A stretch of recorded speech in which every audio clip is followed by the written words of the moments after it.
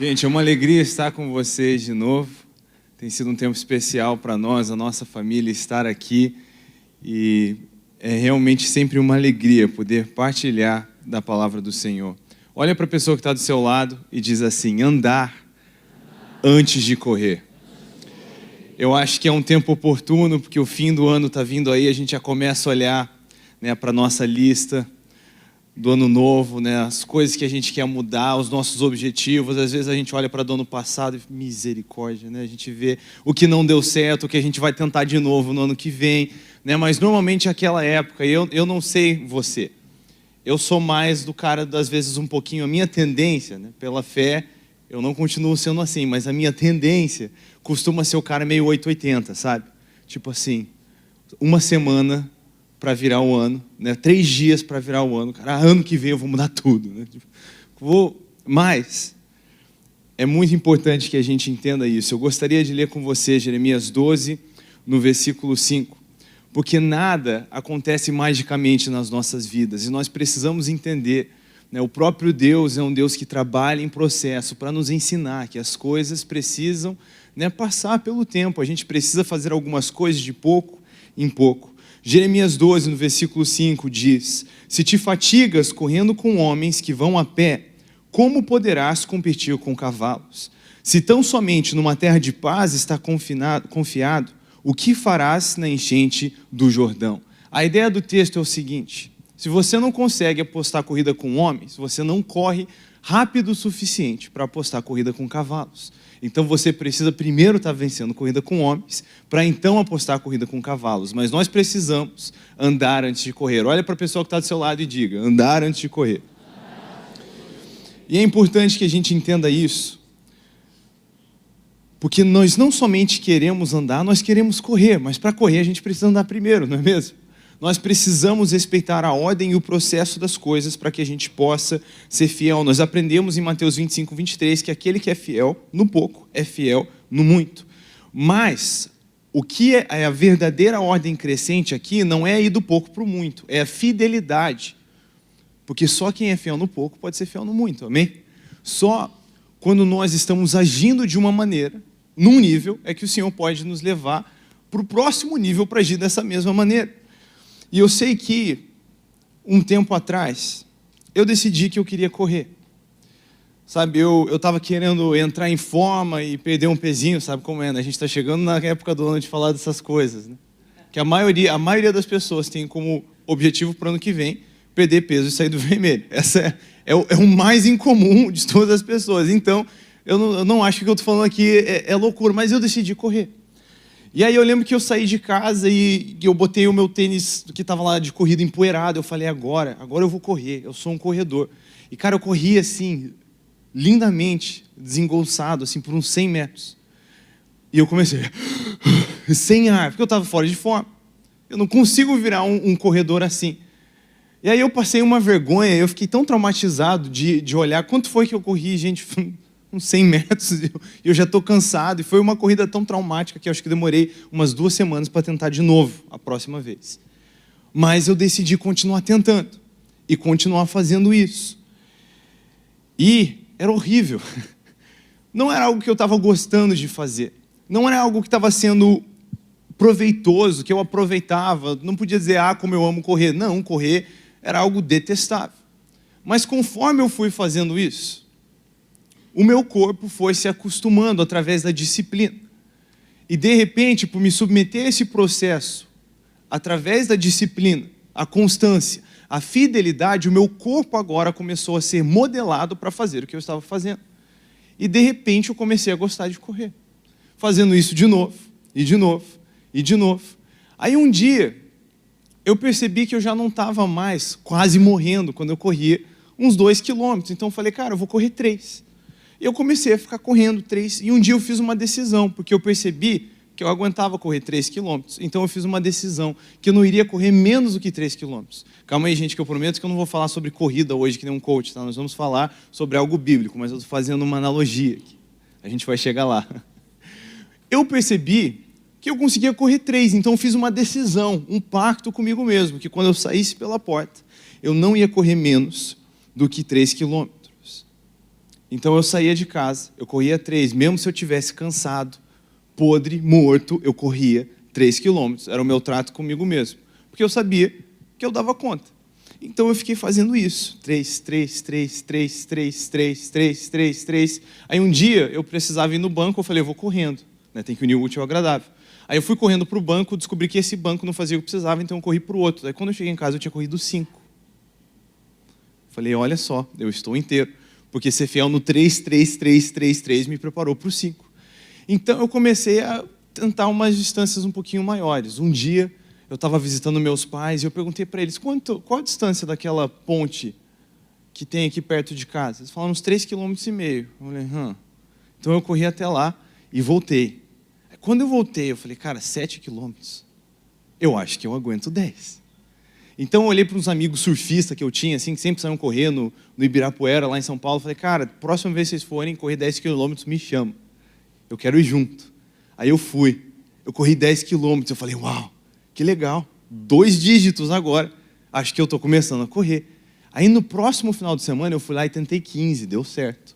Aí eu falei, cara, tá ficando interessante esse negócio. Aí eu escutei de um amigo meu, pastor, que no aniversário de 35 anos dele, ele correu 35 quilômetros. Aí estava chegando, na época, uns 2 meses faltavam para o meu aniversário de 24. Eu pensei, é melhor começar agora, né? Imagina ter que correr 35 no seu aniversário. Então, eu decidi que no meu aniversário, eu ia correr 24 quilômetros. E eu corri. E foi muito legal. Mas o que eu percebi é que já não era mais algo que, eu não aguento fazer isso. Eu comecei a correr porque eu queria emagrecer, mas correr ficou tão bom para mim que eu comecei a emagrecer porque eu precisava correr. Começou a inverter, começou a se tornar algo proveitoso. Mas não foi sempre assim. Aí depois disso foi meio que ladeira abaixo, porque você vai querendo se desafiar um pouquinho mais. Então eu fui fazendo isso. E em novembro desse ano eu corri a minha primeira maratona, uma corrida de 42 quilômetros. E eu olho para trás e eu vejo onde isso começou para mim, foi naquela decisão de não correr menos do que 3. Não correr menos do que o que na época era o meu melhor. 3 quilômetros parece pouco, mas era o que eu conseguia fazer. Porque muitas vezes a gente olha para a realidade, a gente sonha em correr maratona. Né? Nessa corrida da fé ou até mesmo da vida, a gente sonha em correr uma maratona. Mas aí a gente sai pela porta e o que a gente aguenta correr são uns 200 metros e a gente está ofegante. E aí a gente olha e parece que o que a gente tem para dar, o que a gente tem para oferecer é pouco. Mas aí o que é o engano que a gente comete? De muitas vezes não ser fiel no nosso pouco, no que parece pouco. Então, o camarada vai lá e decide, esse ano eu vou orar 1 hora todos os dias. Aí ele vira o ano, né, começa lá no primeiro dia, ele ora por todo mundo que ele conhece. Aí deu uns 5 minutos. Aí ele ora em línguas. Tudo que ele pensa, aí mais 5 minutos. Ele pensa, meu Senhor, como é que eu vou fazer isso? Eu não sei orar. Eu oro muito pouco. Ele fica até desencorajado, desanimado. E aí, às vezes, até no subconsciente, sem falar para ninguém, ele vai desanimando dos objetivos que ele tem na vida dele espiritual, porque parece que o que ele consegue fazer é pouco. Mas aí qual que é o engano? Muitos de nós, quando a gente percebe onde a gente está, e a gente percebe que muitas vezes é pouco, em vez de ser fiel no que a gente consegue, a gente enterra o nosso talento. Jesus nos conta uma parábola, onde o Senhor sai e ele deixa os seus servos cuidando de seus talentos. E essa parábola diz que o Senhor distribui para cada um de acordo com a sua capacidade. Diz isso para a pessoa do seu lado, para cada um de acordo com a sua capacidade. Eu sempre olhava para esse Senhor como se ele fosse um Senhor muito severo, me assustava um pouco, como aquele servo infiel era tratado. Mas um dia eu estava lendo essa passagem, e eu estava pensando isso, né? Nossa, esse Senhor ele é meio severo, e me assustava isso, porque isso aqui é um símbolo do Senhor. E o Espírito Santo me perguntou, Israel, por que o servo infiel falhou?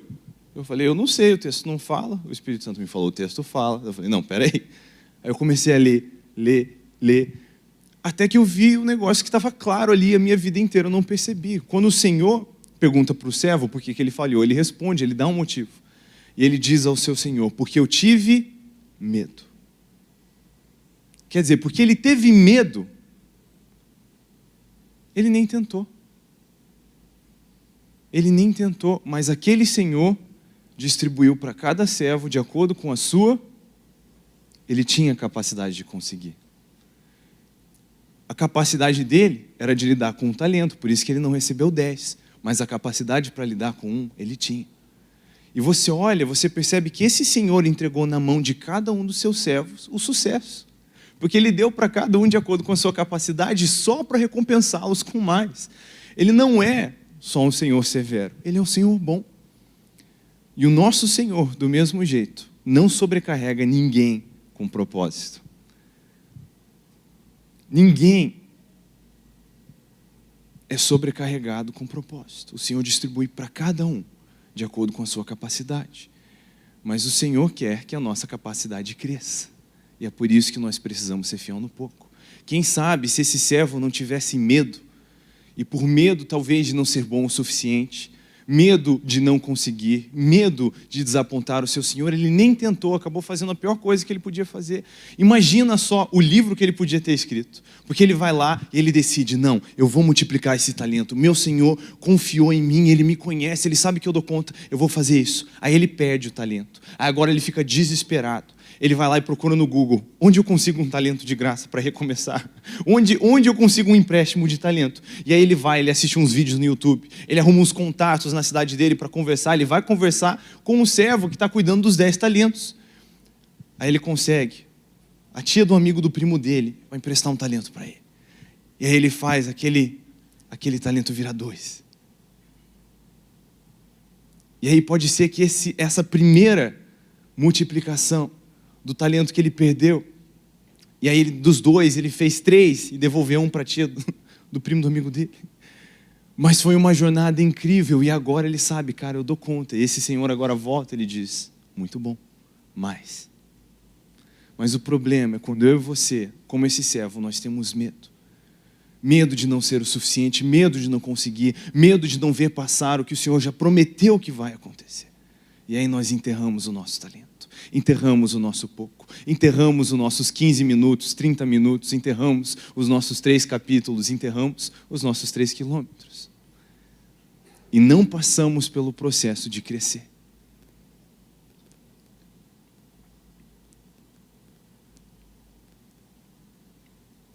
Zacarias 4, no versículo 10, diz, não despreze o dia de pequenos começos, não despreze o pouco. Nós precisamos ser fiel no pouco, para que possamos ser fiel no muito. Do mesmo jeito que eu estava lá decidindo, ok, eu não vou correr menos que 3, porque eu percebi que 3 quilômetros eram minhas 2 moedinhas.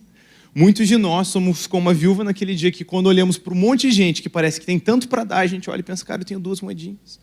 O que isso vai fazer diferença? Olha quanto que aquele cara está dando. E aí a gente retém as nossas 2 moedinhas. A gente enterra o nosso talento. Em vez de ser fiel com o que o Senhor nos confiou. Mas o que o Senhor Jesus disse acerca daquela mulher? Que ela deu mais do que qualquer outro. E nós precisamos entender que a matemática do reino não é como as coisas naturais. Hoje, às vezes, como no mundo de negócios, como qualquer outra coisa, a gente gosta de atribuir o sucesso no reino espiritual a coisas que são materiais, a um número de seguidores. Há um número de isso ou aquilo. Mas o sucesso espiritual, ele se mede por fidelidade. Por obediência. Porque nem todos têm o mesmo chamado. Nem todos têm o mesmo propósito. E aí, às vezes, a gente é meio megalomaníaco e a gente tem que sonhar grande sim, mas nunca desprezar o pouco. Essa é uma parte importante.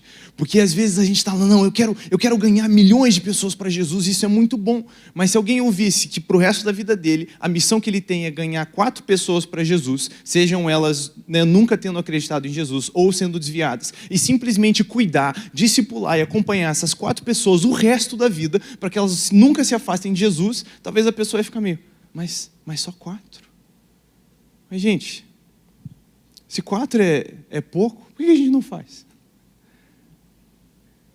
Cuidar de 4 pessoas o resto da vida delas, para elas nunca se desviarem. Você sabe o que aconteceria se cada cristão no Brasil ganhasse para Jesus um desviado ou alguém que nunca creu em Jesus e cuidasse dessa pessoa o resto da vida? 4 pessoas, se cada cristão no Brasil ganhasse outros 4, esse é o Brasil inteiro.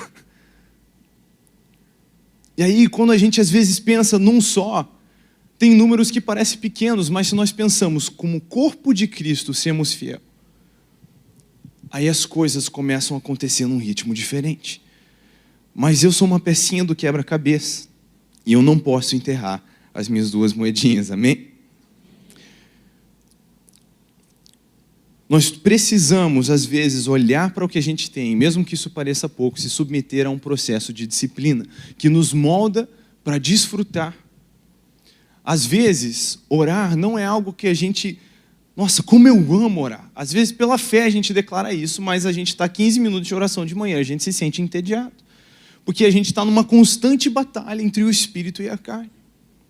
Gálatas 5,17 diz que o espírito milita contra a carne o tempo inteiro, porque eles têm naturezas opostas. Quer dizer, quando você aceitou Jesus, dentro do seu ser, no seu espírito, você nasceu de novo e você é uma nova criatura, amém? Agora tudo é diferente, tudo se fez novo, mas quando você olha no espelho, você ainda parece muito a mesma pessoa, só que mais feliz. Porque você ainda está no mesmo corpo, habita ainda no mesmo corpo, que um dia vai nascer de novo ao solo de trombeta de Jesus, amém? Porque nele é a ressurreição dos mortos e ele vai nos restaurar. Mas até então, nós andamos nesse caminhar que Paulo em Romanos 7 diz, que parece que as coisas boas que eu quero fazer, eu tenho dificuldade de fazer, as coisas más que eu não quero fazer, eu tenho dificuldade de não fazer. Então, por isso que às vezes a gente acorda com aquela vontade de passar tempo com Deus. E aí a gente vai lá, né, faz um cafezinho, um pão com manteiga, coloca tudo na mesa, abre a Bíblia, né? Tira um story para o Instagram, #devocional. E aí a gente começa a ler a palavra de Deus. E nossa, cada mistério e segredo precioso que Deus fala conosco. Mas dá 5 minutos, parece que a mão de checar o grupo da família no WhatsApp para ver que notícia de caos está acontecendo no mundo. A mão de pegar o Instagram e ver o que está acontecendo com seus amigos começa a tremer. 15 minutos depois. Às vezes a gente olha e fala, gente, como pode? Mas é porque nós vivemos nesse conflito de natureza. E quem que ganha nessa batalha entre a carne e o espírito? Vai ser uma decisão que nós precisamos fazer. Ganha quem a gente alimenta melhor. E muitas vezes a gente não vai ter aquela vontade de orar. Aí o camarada diz, eu fui ler a Bíblia, eu fui orar, mas eu estava sem vontade, então achei melhor nem fazer. Não, amado, não faz isso. Tem que fazer. Porque às vezes é como aquele jeito, não é que a gente precisa correr para emagrecer, às vezes a gente precisa emagrecer para correr. E do mesmo jeito, às vezes mesmo sem vontade eu preciso orar, porque orar é o que me molda para orar. Romanos 8,26 fala que nós nem sabemos orar como convém, a gente precisa da ajuda do Espírito Santo constantemente para isso. Mas conforme eu vou me submetendo àquele processo, pela disciplina eu sou moldado para o deleite, para o prazer. E do mesmo jeito, como uma vez correr é difícil e começa a passar proveitoso se você se submete à disciplina, muitas vezes os dons espirituais, as disciplinas espirituais que uma vez são difíceis, começam a se tornar prazerosas conforme você se submete ao processo. Amém? Faz sentido? Então, nós lutamos contra a nossa carnalidade. A Bíblia compara a fé como uma corrida algumas vezes, nós vamos ler um pouquinho mais sobre isso, mas nós precisamos decidir confiar no Senhor. Nós precisamos fazer boas escolhas e caminhar nelas mesmo quando não parece agradável. Tinha dia que eu acordava e eu tinha me comprometido com correr uma série de dias na semana. Às vezes tinha semana que eu me dava o desafio de correr todos os dias. E eu acordava sem vontade nenhuma de correr. Às vezes, quando eu estava me preparando para a maratona, eu tinha lá na minha planilha de corrida, uma corrida de 21 quilômetros para fazer numa sexta-feira. Eu estou cansado, não quero, mas parece que tinha algum momento lá fora, depois do 8º quilômetro, que me batia um gás assim, como é bom correr. E às vezes nós precisamos passar por cima da nossa própria carnalidade, pela disciplina, para chegar no deleite. Às vezes eu preciso passar por alguns dias de orar sem vontade, para então começar a acordar sem conseguir pensar em fazer qualquer outra coisa. Mas normalmente, pelo nosso conflito de natureza, a disciplina às vezes vem antes do deleite.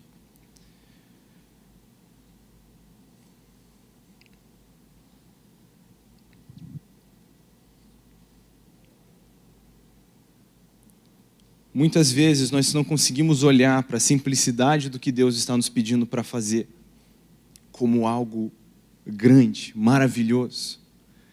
E às vezes a gente olha para pessoas como Paulo, que são heróis da fé, e a gente pensa, eu jamais poderia viver como ele.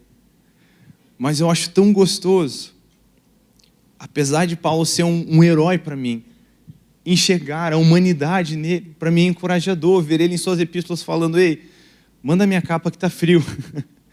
Vendo ele, literalmente, esse grande homem de Deus que mudou toda a história da igreja, decidindo vender suas tendas em meio período, para sustentar a obra de Deus. Imagina você sabendo tudo que você conhece sobre o apóstolo Paulo, você está numa cidade, você vai comprar uma tenda, porque você acabou de se mudar. Aí quem está te atendendo com um sorriso grande no rosto, sendo gentil? Paulo. Muitas vezes a gente olha para homens como Estevão e pensa, eu jamais conseguiria ser como ele.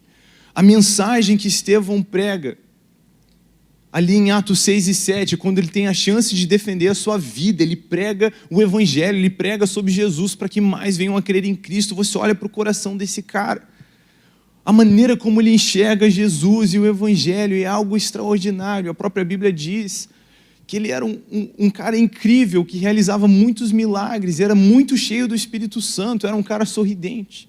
E você olha para a maneira como ele morre, sendo fiel até o fim por Jesus, e não só isso, ele morre como Jesus, um coração tão amoroso pelos seus conterrâneos, que enquanto eles estão apedrejando ele, matando ele, ele diz, Senhor, perdoa eles, porque eles não sabem o que estão fazendo.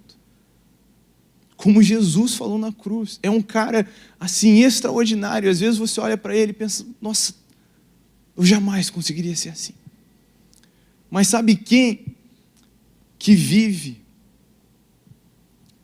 disposto a morrer pelo Senhor? Quem é capaz de ser fiel até a morte? É quem é disposto a viver sendo fiel pelo Senhor.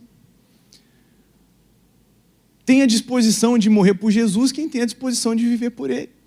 Eu acho extraordinário. Mais cedo você vai olhar em Atos e você vai ver que quando os apóstolos estavam muito ocupados com manter as mesas cheias, cuidar da igreja nas casas, isso estava atrapalhando um pouquinho a função que o Senhor estava pedindo deles naqueles momentos, eles levantam alguns homens para cuidar da igreja nas casas, dentre eles, Estevão. Então a semana de Estevão era muito parecida com um cara que cuida das células, que cuida de life groups. E provavelmente muito desses milagres que a Bíblia diz que aconteciam através dele, aconteciam onde? Dentro de casa.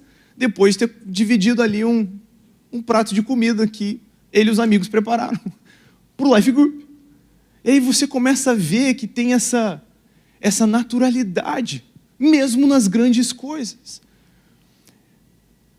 Porque essa comparação que a gente cria de, eu jamais conseguiria ser assim, eu jamais seria desse jeito, graças a Deus, porque Deus chamou para ser você, não para ser como o outro.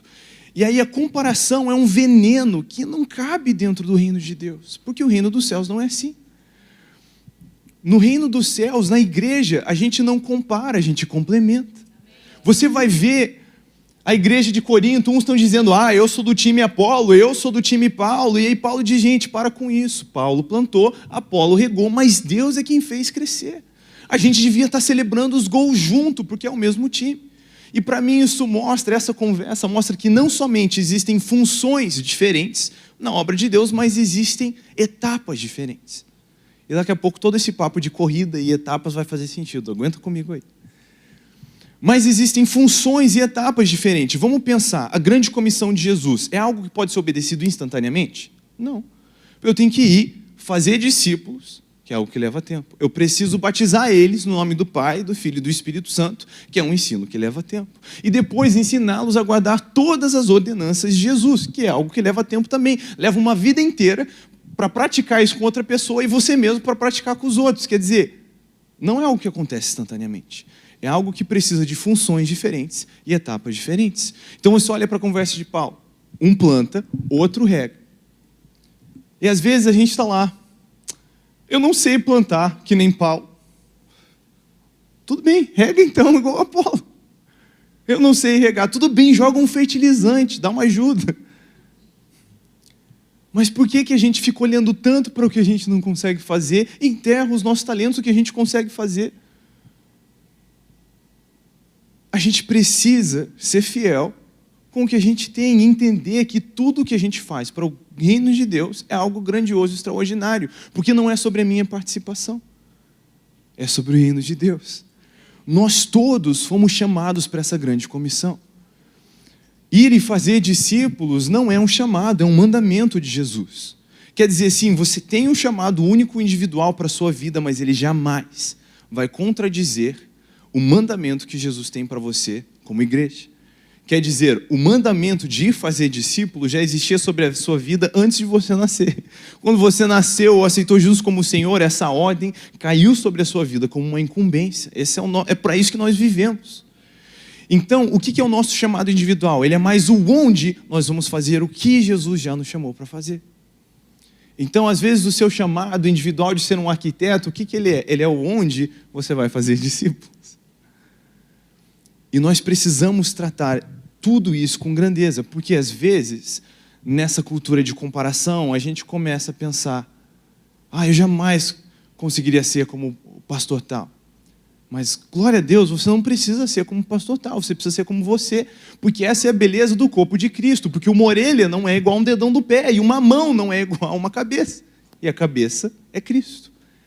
E a gente obedece, a gente segue, mas existem funções e etapas diferentes. Eu até gostaria de ler algo com você, porque eu sinto que o Senhor hoje quer te dar um gás na sua corrida. Mas tanto Efésios 4, no versículo 11, ali em diante, como 1 Coríntios 12, 28, vão falar de dons ministeriais. E a Bíblia nos ensina que o Senhor chamou uns para apóstolos, outros para profetas, outros para mestres, e Ele vai falando desses chamados, dessas funções diferentes, que servem para atender etapas diferentes no reino de Deus também. Mas eu acho muito legal, e às vezes a gente fala pouco, ele diz que a função desses ministérios é edificar o corpo de Cristo e preparar o povo santo. Quem é o povo santo? Você pode levantar a mão, é você. Para boa obra. Gente, que boa obra? Qual que é a boa obra do corpo de Cristo? É a grande comissão. É obedecer o que Jesus mandou fazer como igreja. Então, quer dizer, a função dos ministérios não é só exercer os ministérios, é fazer isso preparando o povo santo para exercer a boa obra. Então, um pastor, ele não só pastoreia, ele te ensina a pastorear, mesmo se você não for um pastor. Quer dizer, um evangelista, ele não só evangeliza, mas ele prepara o povo santo para o evangelismo, porque você pode não ser um evangelista, mas evangelizar não é um chamado, é um mandamento.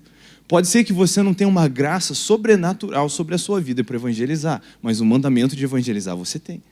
Eu tenho amigos que eles têm um chamado, uma graça para essa área, eles são nitidamente evangelistas. A gente sabe fazer evangelismo junto, eu converso com 2 pessoas, eles falam com 32. Mas eu não volto para casa me sentindo mal, comparando. Não, eu estou lá complementando. Eu vejo a graça de Deus, né, se manifestando em outra área da minha vida. Dentre elas, o ensino. Esse chamado de mestre. Não dizendo que eu sou muito bom nisso, mas eu me sinto muito bem nisso. Quer dizer, nós acabamos de ter vários entrevistos hoje. Eu estava ainda orando, sem saber o que eu ia pregar, até 2 minutos atrás. Um pouquinho mais de 2 minutos. As crianças hoje tomaram vacinas, então a gente teve a viagem mais longa da nossa vida. Ela foi uma viagem de 30 minutos. Eu já fiz uma viagem de 26 horas. Ela não durou tanto como essa viagem de 30 minutos que a gente fez com as 2 crianças chorando. E eu tentando dirigir, acalmar elas, e a Priscila tentando acalmar elas. E eu ainda no fundo tentando orar. Mas se você me avisar 2 minutos antes de eu pregar, que eu preciso pregar, eu não fico nervoso. Eu estou pregando depois do Abe. E ele está ali. E eu não fico nervoso. Isso para dizer que eu sinto que existe uma graça sobre a minha vida. Não dizendo que eu sou muito bom nisso, estou dizendo que para mim é leve fazer isso. Eu posso falar tudo errado, passar vergonha, tropeçar no púlpito, que já aconteceu, e eu sei que o Senhor é capaz de, apesar de mim, lançar uma semente no coração das pessoas. Então, por que eu estou dizendo isso? Porque mesmo que eu não sinta aquela graça do evangelismo, eu não posso pegar um Uber sem evangelizar. Às vezes eu sou um cara meio introvertido, meio tímido. Eu entro no Uber, eu quero colocar o meu foninho e eu penso, eu não quero conversar. Hoje eu não vou conversar. E dá 2 minutos antes do Uber, o Espírito Santo fala, você vai falar de Jesus. Eu digo, tá bom. Porque existem coisas que não é um chamado, é um mandamento. Então, vocês têm pastores maravilhosos aqui na casa. Mas quantos deles vão lá ministrar as pessoas dentro do seu trabalho? Eles não precisam, porque você que está lá. Então você pode não ser chamado para ser um pastor, mas você foi chamado para a obra de Cristo, então você vai pastorear os seus colegas de trabalho. Você pode não ter sido chamado para ser um evangelista em tempo integral, mas você foi comandado por Jesus a evangelizar. Então, pode ser que vão vir pessoas incríveis aqui para edificar, preparar o povo santo para a sua boa obra. A boa obra de obedecer a Jesus.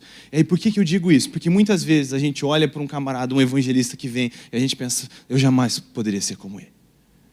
E aí a gente, às vezes, vai para o trabalho, tem aquela vontade de evangelizar, e a gente dá o toco, porque a gente pensa, eu não sou evangelista. Mas, gente, o que importa não é edificar o meu ministério, a minha rede social. O que importa é obedecer Jesus e ser fiel. E aí, quando eu começo a ter essa cultura de comparação, de olhar para quem está correndo 42 quilômetros e eu só consigo correr 3, às vezes eu começo a me esquecer do que realmente importa. Eu preciso dar o meu melhor. E eu preciso entender que no reino de Deus não tem uma comparação. Uma vez, um jovem, ele entregou a sua vida para Jesus, imediatamente ele se sentiu chamado para ser um evangelista. Então ele começou a estudar, a se preparar para isso, ele começou a ganhar pessoas para Jesus. E ele começou a anotar num caderninho, ele ganhou dezenas de pessoas para Jesus. Aí ele ganhou centenas de pessoas para Jesus. Aí ele ganhou milhares de pessoas para Jesus. E ele chegou a ganhar dezenas de milhares de pessoas para Jesus. Aí um dia, ele foi convidado até para estar numa cruzada do Reinhard Bonnke. Aí ele ficou todo cheio de si. Ele já chegou lá olhando em volta, aqui só tem evangelista de alto calibre. Mas ele viu lá no meio um senhor que ele não conhecia, não reconheceu. Então ele foi lá, na sua imaturidade, ele foi medir forças com o Senhor. Ele começou a contar o testemunho dele, começou a contar quantas almas ele já tinha ganhado para Jesus. Aí o senhorzinho falou, uau, glória a Deus. Aí o jovem pensou, ele não está impressionado. Ele deve ter ganhado muito mais gente que eu para Jesus. Então ele perguntou, e quantas pessoas você já ganhou para Jesus? Aí aquele senhor parou, que eu me lembro, só uma. Quando ele falou isso, o jovem estava, o que esse cara está fazendo aqui? Ele só ganhou uma pessoa para Jesus. E ele está aqui entre todos esses evangelistas. Enquanto o jovem estava pensando isso, desprezando aquele senhor no coração dele, veio o próprio Reinhard Bonnke, abraçou aquele senhor na frente do jovem e disse para ele, eu vejo que você conheceu meu pai na fé. Esse aqui é o homem que me ganhou para Jesus. O jovem ficou chocado, porque o Reinhard Bonnke já ganhou milhões e milhões de pessoas para Jesus. Mas, gente, imagina se não tivesse aquele senhorzinho. O que seria de Paulo, o próprio Paulo, sem um Barnabé? E às vezes a gente tão egoísta, olhando para a nossa própria jornada, olhando para os próprios 2 centavos, 1 talento, com medo de falhar, a gente não vive com fidelidade para o reino de Deus e o corpo de Cristo. O que garante que o próximo Reinhard Bonnke aqui do Brasil não está no seu trabalho e você é quem ganha ele para Jesus. E aí eu preciso pensar no time, eu preciso querer marcar o gol para o time e celebrar o gol do time. Porque nós somos um só corpo, um planta, um rega, mas Deus é quem faz crescer. Então, quando a igreja local vizinha faz gol, a gente celebra, porque o gol é nosso. Quando um ministério diferente da igreja está crescendo, a gente celebra, porque o gol é nosso.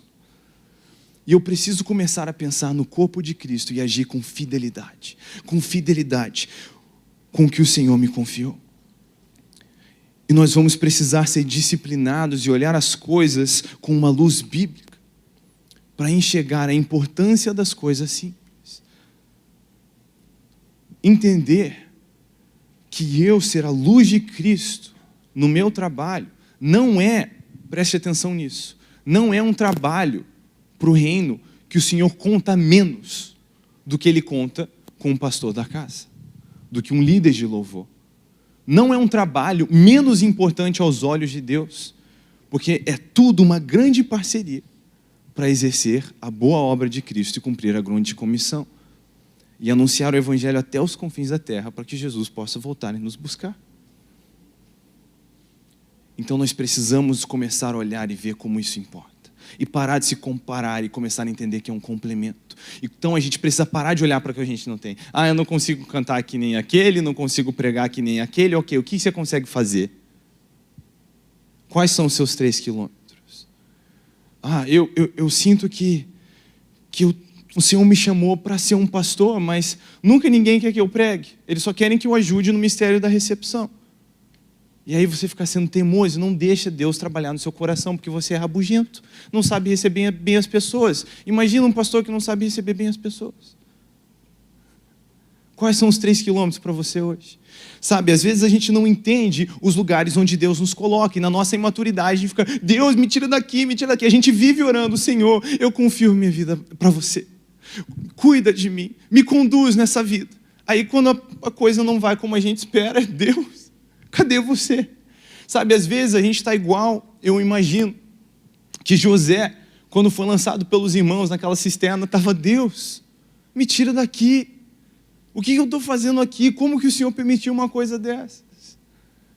Mas às vezes a oração de um filho maduro não é, Senhor, me tira daqui. Ela é, Senhor, por que você me trouxe aqui? O que você está pensando? Paulo, uma vez ele naufragou numa viagem, e ele foi parar em ele fez várias paradas, dentre elas, ele para na ilha de Malta, onde pessoas aceitam Jesus.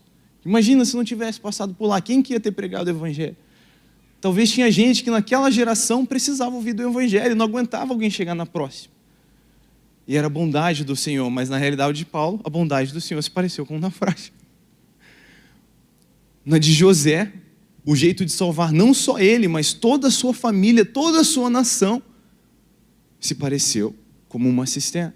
E da cisterna para a casa de Potifar, e da casa de Potifar para a prisão. Imagina José sendo fiel e parando nesses lugares, dizendo, Senhor, o que você está fazendo? Me tira daqui. Mas o que José fez na prisão? O que ele fez na casa de Potifar? Ele foi fiel. Ele tinha um chamado de administração. Então, na casa de Potifar, ele administra muito. Na prisão, ele administra pouco. Ele se torna o chefe dos presos, porque em todo lugar ele tem esse zelo, esse temor de ser fiel para com Deus. Inclusive, faz parte dos dons que a gente vê em Efésios 4 e 1 Coríntios 12. A gente vê dons de administração, dons de prestar ajuda. São coisas que às vezes eu não sei pregar, apresentar um sermão inteiro, mas você consegue ajudar alguém em necessidade? Pensa num coração disposto a ouvir sobre o evangelho e alguém que acabou de ser socorrido por você. Alguém que acabou de experimentar a sua gentileza, a sua bondade. É alguém que acabou de ajudar você a trocar o seu pneu. Tenho vários homens de Deus que impactaram a minha vida, mas tem um cara que me impactou do jeito diferente, porque ele é o único amigo que apareceu para me ajudar numa mudança. Foi a mudança inteira, só eu e ele. Mas imagina José lá, Deus, o que você está fazendo? E às vezes a gente tem esse coração porque a gente não confia no nosso Senhor, a gente não confia no nosso Pai. A nossa oração deve ser, Senhor, o que você está aprontando? Eu tenho sido fiel e eu vim parar nesse emprego insuportável. Foi direção sua vir para cá. Então por que o Senhor me trouxe para essa prisão? Quem está precisando aceitar Jesus aqui? Vamos agilizar esse negócio. Um filho maduro. Uma vez o Senhor apareceu para um homem, levou ele para uma grande pedra. É uma história, tá? Uma história não verdadeira, uma história ilustrativa. E o Senhor falou para esse homem, você vai empurrar essa pedra todos os dias. Ele foi, tentou mexer a pedra é muito grande, e falou, Senhor, eu não consigo. O Senhor falou, você vai continuar tentando até que você consiga. E aquele homem, então, muito empenhado em fazer o que o Senhor disse, ele começou. E nos primeiros dias ele ficava lá, e a pedra nem andava. E ele ficava, até que ele começou a ficar mais forte, de tanto fazer força contra a pedra, ele começou a empurrar a pedra um pouquinho. E aí todo dia ele empurrava a pedra um pouquinho, só que diz...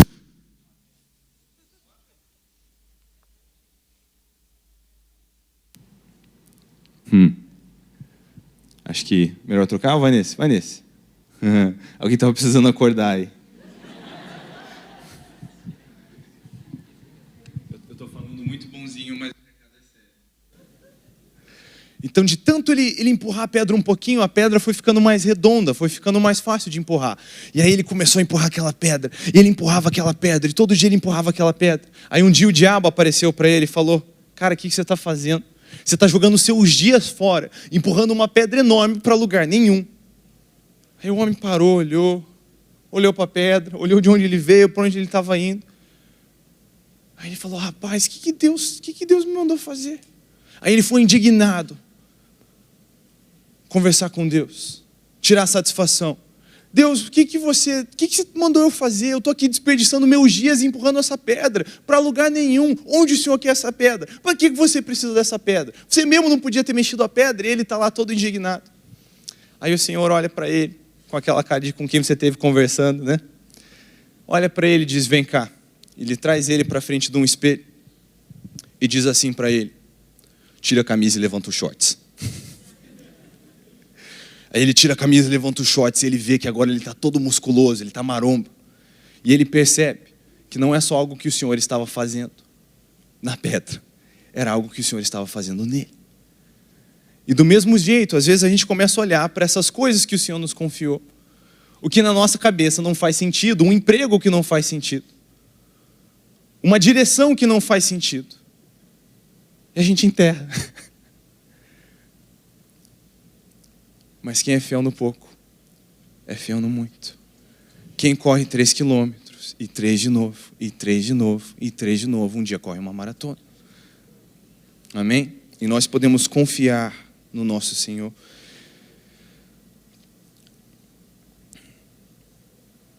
Hebreus 12, do versículo 1 ao 5. Mantenhamos o olhar firme em Jesus, o líder e aperfeiçoador de nossa fé. Por causa da alegria que o esperava, ele suportou a cruz sem se importar com a vergonha. Agora ele está sentado no lugar de honra, à direita do trono de Deus. Pensem em toda a hostilidade que ele suportou dos pecadores. Desse modo, vocês não ficarão cansados nem desanimados. Afinal, ainda não chegaram a arriscar a vida na luta contra o pecado. Acaso vocês se esqueceram das palavras de ânimo que Deus lhes dirigiu como filhos dele? Ele disse, meu filho, não despreze a disciplina do Senhor. Não desanime quando ele corrigir. É interessante, porque toda a linguagem de Hebreus 12 fala sobre algo olímpico. Ele fala de você estar cercado. Perdão, eu pulei um pedaço. O começo, o versículo 1. A disciplina de Deus comprova o seu amor. Portanto, uma vez que estamos rodeados de tão grande multidão de testemunhas, livremo-nos de todo o peso que nos torna vagarosos e do pecado que nos atrapalha. E corramos com perseverança a corrida que foi posta diante de nós. Aí ele continua dizendo, mantenhamos o olhar firme em Jesus. Mas toda a linguagem dessa passagem, eu percebi que faltou alguma coisa ali. Toda a linguagem dessa passagem, ela fala de um estádio, de uma Olimpíada. De você estar correndo, cercado de testemunhas, rodeado de testemunhas.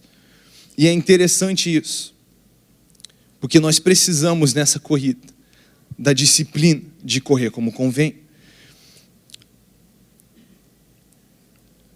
Tem 2 coisas que atrapalham aqui a nossa corrida, a Bíblia diz. As distrações e o pecado. E é interessante que distrações, a palavra no grego significa exuberância. É literalmente gordurinha no grego. É a mesma palavra para alguém que tem uma barriga que está sobrando. Exuberância. Então, o que a Bíblia diz? Você consegue correr distraído, mas você correria melhor se você não tivesse. Tem distrações que elas não são pecado, elas não são erradas, mas elas estão te atrapalhando na corrida mais importante da sua vida. Às vezes, a gente precisa olhar para essas distrações, que não parecem tão más, e perceber o quanto elas estão nos atrapalhando de fazer a coisa mais importante. A segunda coisa, ele fala do pecado, e aqui a palavra do pecado é a normal, a que normalmente é usada no Novo Testamento, que ela fala sobre você errar o alvo. É algo no contexto errado. Se você está dirigindo, a palavra aqui, ela seria errar o caminho do GPS. Se você estivesse atirando de arco e flecha, a palavra aqui significaria você errar o alvo. Então, no contexto de uma corrida, seria você correr do jeito errado. Então, seria basicamente você tentar correr uma corrida com a roupa errada. Eu lembro como meus primeiros 100 metros de corrida, quando eu ainda tinha mais exuberância, foram muito mais difíceis do que as últimas corridas de longa distância que eu fiz. Porque as distrações, as exuberâncias, os excessos foram cortados. Eu lembro a primeira vez que eu corri 15 quilômetros, eu queria muito correr 15 quilômetros, mas eu não sabia muito sobre correr. Eu estava entrando no pique, mas eu não tinha lido muito sobre corrida, sobre correr do jeito certo, sobre o equipamento certo de correr.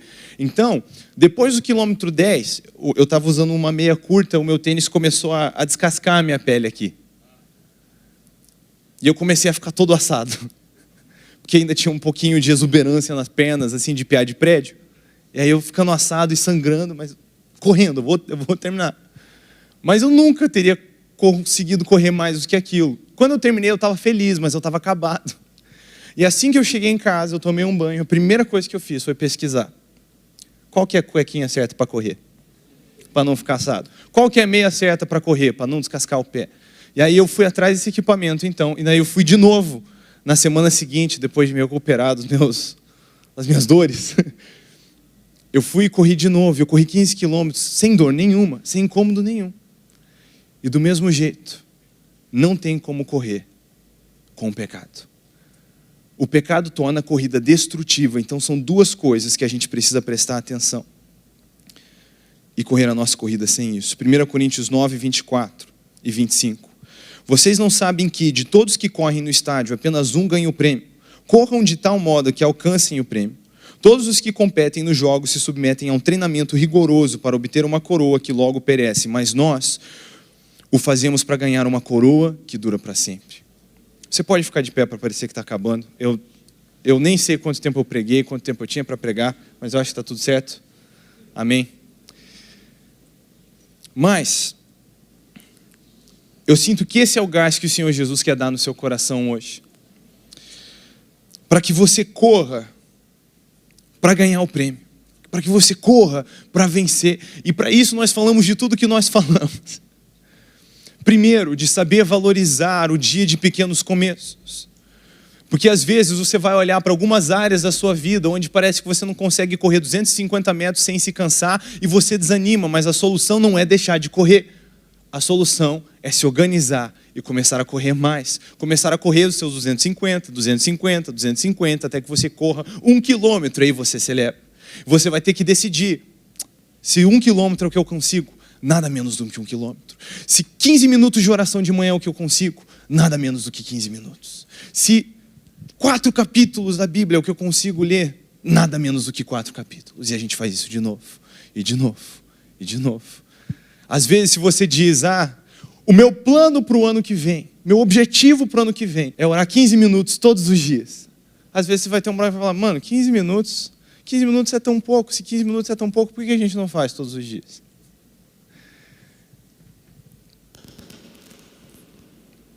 Se é tão pouco, por que a gente não faz? Se 2 moedas são tão pouco, por que a gente não dá? Se 1 talento é tão pouco para cuidar, por que a gente não cuida de 1 talento? O fardo do Senhor Jesus é leve. Ele é suave. Você tem que desistir da própria vida, negar a si mesmo, não pode amar ninguém mais que o Senhor Jesus, e é um fardo leve. Tem que estar disposto a morrer pelo Evangelho, e é um fardo leve. É porque a troca vale a pena. É porque o reino de Deus é superior. Vale a pena. E essa corrida na qual nós fomos inseridos, ela merece a nossa absoluta e total dedicação. Sabe, no dia 20 de novembro, quando eu corri minha maratona, foi algo sobrenatural, porque no dia anterior, eu estava ministrando num evento de jovens, adolescentes, e era um evento que durava 12 horas. E eu estava lá 12 horas, pulando, cantando. E quando eu estava pregando, ensinando a galera, a luz acabou. A gente estava pregando sobre ser luz do mundo. Aí acabou a energia na rua. Então, a gente estava falando sobre também mais cedo como a gente não deve parar por nada, mesmo se tiver perseguição. E aí acabou a luz, nós continuamos fazendo o evento. Então eu preguei no gogó, para 700 pessoas, estão berrando. Aconteceu mais um monte de coisa, foi um dia super intenso, mas eu cheguei em casa, depois de pegar um voo, era tipo 1h30 da manhã, e eu tinha que sair às 4 horas para ir correr a maratona. Não tem como você dormir tão pouco e correr 42 quilômetros. Então eu pensei que eu já tinha enterrado essa maratona, mas eu estava lá fazendo a vontade do meu pai, eu estava onde ele me queria. Então quando eu cheguei em casa, eu fiz uma brincadeira, eu não posso nem dizer que foi uma oração, eu fiz uma brincadeira, eu falei, Senhor, faz cada horinha de sono contar por umas 3. E assim que eu brinquei assim, o Espírito Santo me falou claramente, ele falou, eu vou. Eu falei, opa, Foi tão claro. Então eu tirei o meu relógio, que ele mede minhas horas de sono, para não atrapalhar a minha fé. E fui deitar. Gente, eu tenho 2 crianças em casa, uma tem 2 anos e o outro tem 3 meses. Eu não sei o que é dormir bem mais.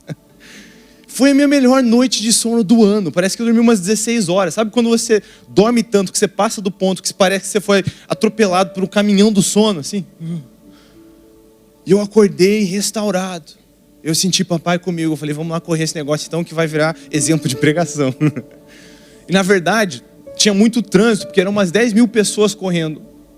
Essa corrida, tinham várias corridas, entre elas a maratona. Então estava muito trânsito, não ia dar tempo de chegar lá. Então eu desci do meu Uber e corri 1 quilômetro antes de correr a maratona. Então tecnicamente eu corri 43. Mas eu estava treinando, me preparando, e eu saí, o dia estava lindo, eu estava assim, sentindo a presença de Deus, conversando com Jesus, e eu saí na emoção, né, da largada, todo mundo, vamos correr, você nem começou a correr, nem está sentindo dor, então está tudo lindo. Aí você olha em volta, vê a galera empolgada, é isso aí, é o começo de um novo ano, uma nova etapa na nossa vida, uma nova direção de Deus, e a gente está empolgado. E eu fui com um amigo, 2 amigos. Um corre mais ou menos como eu e o outro já é um corredor mais elite. Então no 3º quilômetro a gente perdeu um amigo corredor bom. Ele foi embora. Aí eu olhei pro meu amigo e falei, a gente tem que ir no nosso ritmo, porque a gente não é igual a ele. Ele falou, não vamos atrás não, senão a gente vai cansar. Beleza. Então continuamos correndo. E gente, foi uma corrida linda. Foi a minha melhor meia maratona, né, até quando chegou no quilômetro 21, estava empolgado, eu e meu amigo correndo junto. Mas quando foi chegando perto do 30, eu já estava, quando deu 30 quilômetros, eu estava 2 horas e 57 minutos correndo sem parar. Nenhum momento, você toma água correndo, não para ir no banheiro. E aí eu fui perdendo meu outro amigo, não tinha mais conversa. Mas eu estava bem, o dia estava lindo. Nossa, eu estou melhor que eu imaginei, estou lá correndo. Aí quando chegou no quilômetro 35, começou a dar uma dorzinha na perna. Opa! Mas eu pensei, não, é batalha da mente agora. Eles dizem que quando você está se sentindo cansado, seu corpo só foi 60%. Vamos lá! E eu fui mais ou menos nessa conversa de batalha da mente até o quilômetro 37. Aí no quilômetro 37 eu percebi que não era minha cabeça, era minha perna mesmo. Minha perna não estava aguentando mais.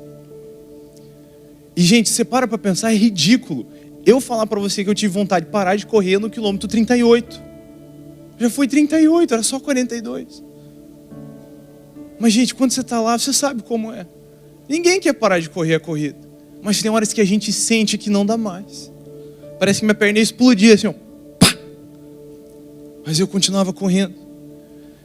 E aí eu cheguei no quilômetro 39, eu cheguei no 40 e eu queria parar. Não é que eu queria desistir, eu queria parar e sentar e respirar. Mas não consegue voltar depois. Eu queria parar. E aí, um amigo, um irmão da nossa igreja, ele estava lá de bicicleta nesse dia. E ele viu quando eu estava cansado e ele ficou indo do meu lado. Então ele ia para frente, ele voltava. Falava, Israel, tem uma subida. Eu, não. Mas depois tem uma descida muito longa. Então não para de correr na subida. Para mim parecia que nem andar com o Espírito Santo, sabe, na corrida. Ok, vai ter uma subida. Mas ele disse que depois tem uma descida, então eu não vou parar. E eu corri. E aí quando chegou no quilômetro 40, eu estava já não aguentando mais. O meu pace diminuiu, eu estava cansado. Assim, para de correr, eu falava para ele, eu vou parar. Ele falava, você não vai parar. E aí a galera ouvia que eu estava falando que ia parar, porque eu falava para ele, mano, eu vou parar. Vou descansar um pouquinho. Aí ele gritava, você não vai parar. Aí a galera em volta ouvia, os outros corredores. E aí eles começavam a gritar para mim, você não vai parar. Você chegou até aqui, vamos. E aí eu ficava com vergonha de parar, né? Obviamente. Eu ficava constrangido. Eu olhava para ele com raiva assim. Nessa altura do campeonato também, eu falei para ele, eu vou parar. Ele falou, você vai parar? Aí ele pegou o celular e virou assim, o FaceTime ligado. Minha esposa e a minha filha, que eu estava correndo numa outra cidade. Aí ele virou para mim no FaceTime as duas. Pai. Eu falei, eu te odeio, eu vou ter que continuar correndo. Eu corri. E gente, eu queria parar e falar para ele, eu posso parar. Não é pecado eu parar. E ele falava para mim, você pode parar, mas você não precisa. Eu, que raiva, eu continuava correndo. Nessa altura do campeonato, passou um rapaz, assim, ele era substancialmente mais baixo do que eu. E ele passou e ele gritou assim para mim, falou: você não vai ficar para trás de um anão de 1,5 metro. Gruda em mim! E ele pegou no meu braço e ficou me puxando. Gruda em mim, você vai correr comigo. Eu quero parar. E gente, foi um dia lindo, era um desafio lindo, mas eu vou ser sincero com você, nessa hora estava tudo horrível. A galera passava para me motivar, falava: vamos lá. Eu falava: vai você. Porque eu não estava aguentando mais. Mas eu não estava correndo sozinho. Eu tinha uma voz que sussurrava de trás de mim: esse é o caminho, você não vai parar de correr. Eu estava correndo como alguém que está rodeado por testemunhas. Então quando eu cansava, quando eu ameaçava parar, eles seguravam o meu braço. Eles falavam: você não vai parar de correr, você chegou tão longe. E aí eu continuei correndo. E no final tinham 4 subidas, gente. 4 subidas. Esse é aquele momento na vida que você vence uma prova e você já está celebrando. E vem outra. Você atravessa, você sai pelo portão do Egito, o exército de Faraó começa a vir atrás. Aí você passa o Mar Vermelho, começa a dar fome. Aí você passa o Rio Jordão, tem uma muralha. Você passa a muralha, tem uns gigantes. Você fica: Deus, o que está acontecendo? Então eu passava uma subida, eu pensando que era a última, tinha mais uma. Mas eu continuei correndo. E gente, quando eu vi aquele pote com aquela linha de jogada, eu me emocionei, eu comecei a chorar. Você fica estranhamente emocional quando está correndo uma maratona, porque parece que é uma analogia de tudo. Eu pensava muito nessa passagem, quando eu falava que ia parar, mas eu estava correndo como alguém rodeado de testemunhas. Eles não me deixavam parar. Gente, quando eu cruzei aquela linha de chegada, foi uma alegria. Porque eu olhava para trás, para toda a dor, todo o desafio, e tudo valeu a pena, valeu muito. Eles só colocaram uma medalha em mim. Está lá no meu escritório, eu não posso nem ficar usando a medalha, porque já passou a maratona. No primeiro dia eu saí comer com a medalha. No segundo dia já estava estranho. Eu fui com a medalha para a rodoviária. Na mesma noite eu tinha que voltar para São Paulo. Aí eu fiquei olhando assim, eu falei: cara, não vou guardar minha medalha, eu estava meio constrangido já. Um prêmio tão perecível, mas eu olho e valeu a pena. Porque olha aquela decoração no meu escritório, 42 quilômetros. Eles dizem que só 0,1% da população corre uma maratona, mas 100% deles não calam a boca sobre ter corrido uma maratona. Prazer, eu corri uma maratona, meu nome é Israel. Eu fiquei assim, estou dando exemplo na minha pregação depois. Mas isso para dizer, um prêmio tão perecível, uma coroa que perece, mas valeu a pena aquela corrida. E olhando para a nossa corrida da fé, eu só sinto que o Senhor quer que eu te dê um gás hoje. Eu estava orando sobre o que ministrar, foi essa mensagem que o Senhor me trouxe para o meu coração, que é uma mensagem que eu tinha anotação porque eu preguei num retiro para adolescente. Normalmente, retiro de adolescente eu prego diferente, eu não me comporto, eu tiro para todo lado aqui. Às vezes eu fico olhando e falo: é difícil você ver o tema coeso aqui, mas é sobre a corrida da fé, que é bem aberto, mas eu senti que era o que eu precisava pregar hoje. Eu sinto que alguém precisava de um gás. E eu estou dizendo isso porque talvez você, como eu no quilômetro 40, você está naquele ponto onde você diz: não dá mais. Eu posso parar, não é pecado. Eu posso dar um break, umas 4 semanas sem vir para a igreja, sabe? Só para respirar. Mas amados, nós não fomos chamados para correr essa corrida sozinhos. É tiro para mais um lado. Nós precisamos correr rodeado de testemunhas, porque quando a gente acha que não dá mais, tem alguém para gritar: nós vamos, que é mais um pouquinho. A gente não vai parar. E sabe, nós estamos celebrando aqui 11 anos de algo extraordinário que o Senhor tem feito nessa cidade.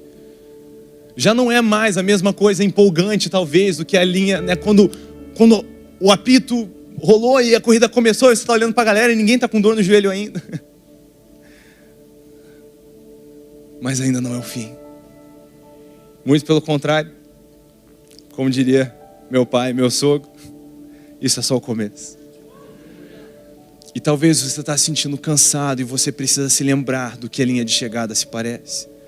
Você precisa imaginar Jesus te esperando lá para um dia você correr e dar um abraço nele, ganhar um beijo na testa e ouvir das palavras do nosso Senhor Jesus. Da boca dele as palavras: servo bom e fiel, entra para a festa. Nós precisamos entender que cada dia de trabalho é algo extraordinariamente importante, porque vai tocar vidas e almas, e é uma oportunidade de cumprir a grande comissão. Não importa se não é que nem um evangelista fazendo uma cruzada para ganhar milhões, é onde o Senhor precisa de você. e você precisa ser fiel. Talvez o Senhor um dia vai te levar para uma cruzada para ganhar milhões, mas não sem você ser fiel hoje. Nós precisamos entender que o sucesso é ser fiel, e para que a gente possa ser fiel com muito, nós precisamos ser fiel no pouco. Amém? Alguma coisa que eu compartilhei aqui faz sentido para alguém? Se sim, levanta a mão. Glória a Deus. Então, eu quero orar com você nesse instante, para nós concluirmos. Mas eu realmente, minha oração é que o Senhor te dê um gás no seu coração, para que você possa olhar para as coisas da sua vida que talvez se pareçam como 3 quilômetros, como 2 moedas, como 1 talento, onde você diz, isso é pouco em comparação ao que outros têm, mas que você possa olhar sem desprezar a grandeza do reino de Deus nessas coisas. Uma coisa também é a gente se lidar com as nossas próprias limitações.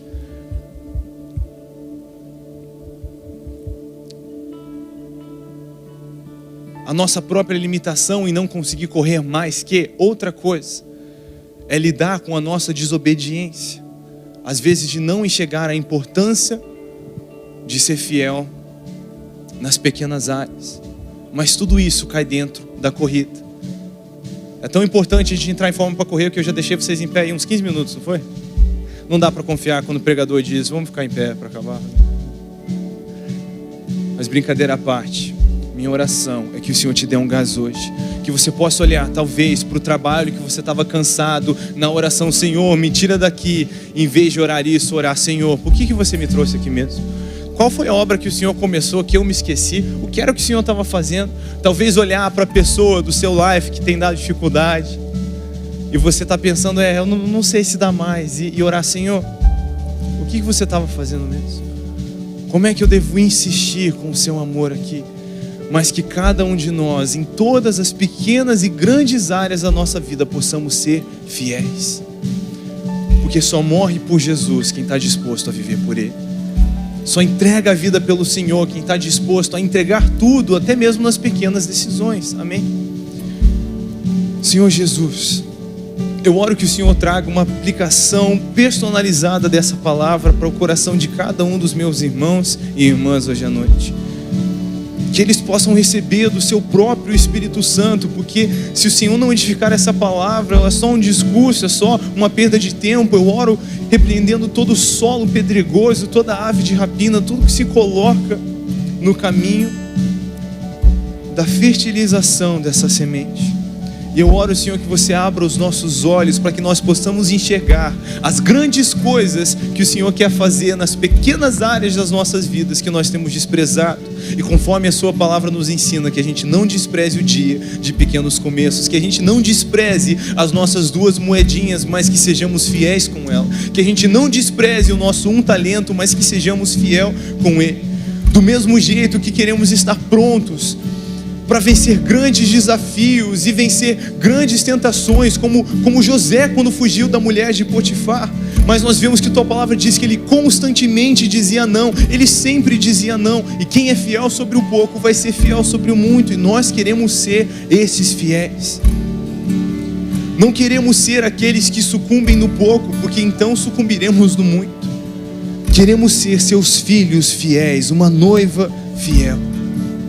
Então, Senhor, desperta o nosso coração para a importância do seu reino todos os dias em nossas vidas, e que nós possamos correr como quem corre para ganhar, que a gente não desanime, que a gente não esqueça da importância de cada dia caminhando com você, que a gente não se esqueça da beleza de cada hora investida na vida de um irmão, de uma irmã, que a gente não se esqueça da importância de cada minuto que gastamos em comunhão contigo e com o seu corpo, para que através de nossas vidas, em grandes e pequenas escolhas, o Cordeiro que foi imolado receba a recompensa. Em nome de Jesus. Dê ao Senhor um forte aplauso.